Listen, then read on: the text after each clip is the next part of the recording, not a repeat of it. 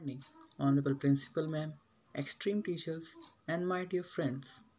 This is Vidansh Purohit of Class 11A standing before you to introduce with our weekly topic Human Rights.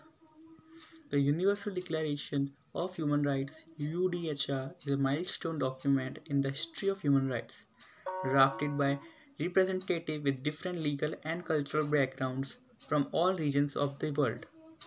The declaration was proclaimed by the United Nations General Assembly in Paris on 10 December 1948 by General Assembly Resolution 21738 as a common standard of achievement for all people and all nations. It set out for the first time fundamental human rights to be universally protected. Since its adaptation in 1948, the UDHR has been translated into more than 500 languages.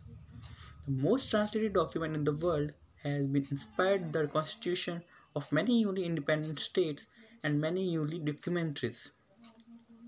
The UDHR, together with the Fundamental Convention on Civil and Political Rights and its two optional protocols, and the International Government and Convent on Economic, Social, and Cultural Rights and its optional protocol from the so-called International Bill of Human Rights.